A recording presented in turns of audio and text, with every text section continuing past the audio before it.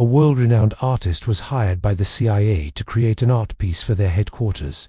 But after spending a fortune on materials, all they got was a big block of metal with some strange characters written on it, and no one could figure out what it meant for over 30 years. Before we get started, remember to give this video a thumbs up and subscribe if you haven't already. This will help us reach our goal of 1 million subscribers. Thanks for your support. Now back to the video. The CIA headquarters is a large building complex in Langley, Virginia, that serves as the home base for America's most elite spies. It was built in the early 1960s and took just 3 years to complete. At the time, it was the largest construction project in the history of the United States and was designed to house thousands of employees.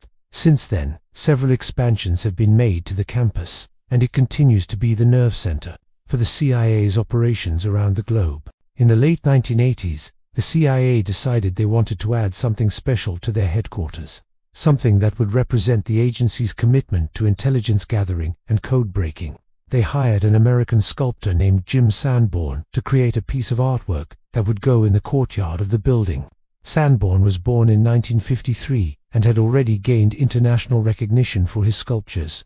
His work often incorporated codes and secret messages, which made him the perfect choice for the CIA. When he first visited the headquarters, Sanborn was impressed by the building's design and the fact that it was largely underground. He said, "I really liked the idea of going under the cover. You drive up to the front door, and there's not even a sign out there." After talking with the director of the CIA, William H. Webster, and other members of the staff, Sanborn came up with an idea for a sculpture that he thought would be meaningful to the agency. He would create a large metal sheet about 12 feet wide and 4 inches thick and cover it with a strange code that no one could understand. It would be made up of a jumble of letters, numbers, and symbols that would be almost impossible to decipher.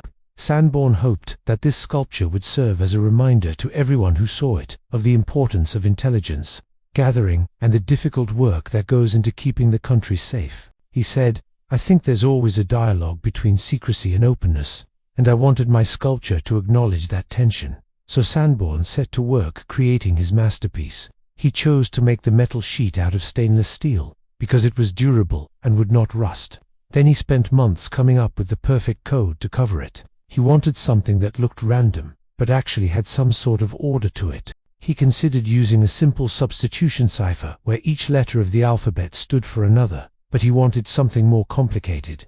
Eventually, he came up with a cipher that was based on the Fibonacci sequence, a series of numbers that has fascinated mathematicians for centuries. The sculpture was finally finished, and it was installed in the courtyard of the CIA headquarters in 1990. People who worked there loved it.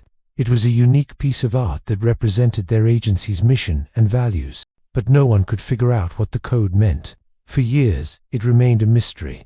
In 2000, Sanborn revealed that the sculpture was called Kryptos, and that the code he had created was actually a puzzle. He said that he had hidden for secret messages within it, and that whoever could decipher them would win a prize. The sculpture quickly became a sensation. People from all over the world came to Langley, Virginia, to try to solve the Kryptos puzzle. The CIA organized a contest with a $10,000 prize for anyone who could break the code and find the hidden messages. But after 20 years, no one had been able to do it.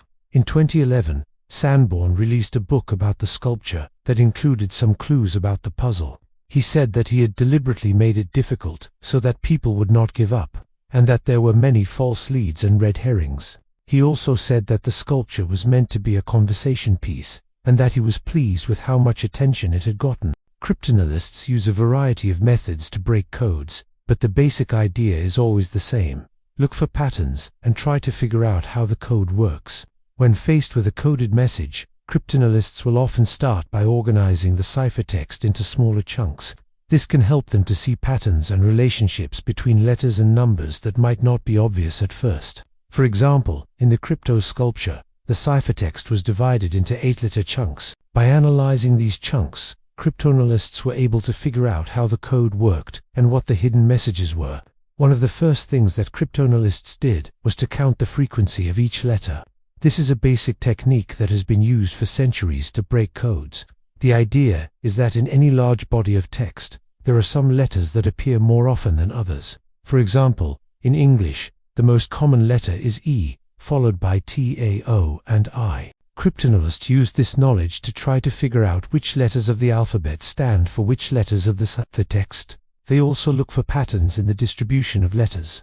For example, if a particular letter always appears in the same position in each chunk of ciphertext, it may be a clue to its identity. Cryptanalysts also look for repetitions. If a particular chunk of ciphertext occurs more than once in the message, it may be a clue to its meaning. Another method that cryptanalysts use is called the rule of Kosinski. This is a method for identifying repeating sequences in a coded message. The idea is that if a particular sequence of letters or numbers repeats itself at regular intervals, it may be a clue to the length of the period used in the cipher. The period is the number of letters or numbers that repeat themselves in the cipher. For example, if the ciphertext is a B, C, D, E, F, G, H, I, J, K, L, M, N, O, P, Q, R, S, T, U, V, W, X, Y, Z, then the period is 26. That S because each letter of the alphabet appears once in the ciphertext, and then it reappears exactly 26 letters later. The reason this method works is because in a truly random cipher, the same letter or number would never appear twice in a row. But in a repeating cipher, the same letter or number may appear several times in a row. Cryptanalysts also look for statistical relationships between letters. For example, in English, the letter Q is always followed by the letter U. Cryptanalysts use this knowledge to try to figure out which letters of the alphabet stand for which letters of the ciphertext. All of these methods were used by cryptanalysts to break the Kryptos code. They started by organizing the ciphertext into 8-letter chunks and then counting the frequency of each letter. They also looked for patterns in the distribution of letters and repetitions. One of the things they noticed was that certain letters appeared at regular intervals in the chunks. This suggested that there was a system to the code and that the letters were being shifted by a certain amount in each chunk. With this knowledge, cryptanalysts were able to develop a program that could decode the message. The program was run on a computer and the results were analyzed by hand. After years of work, the cryptanalysts were able to decode the first 3 of the 4 hidden messages. The 4th message remains unsolved. Jim Sanborn was very impressed by the effort that the cryptanalysts put into solving the Kryptos puzzle. He said that they were tenacious and creative, and that they never gave up. Sanborn also said that he was proud that the sculpture had become a classic example of a real-world cipher. And there you have it, the story of the unbreakable Kryptos code. We hope you enjoyed learning about this amazing sculpture and the brilliant cryptanalysts who were able to break the code. If you did, please remember to give this video a thumbs up and subscribe if you haven't already. Thanks for watching.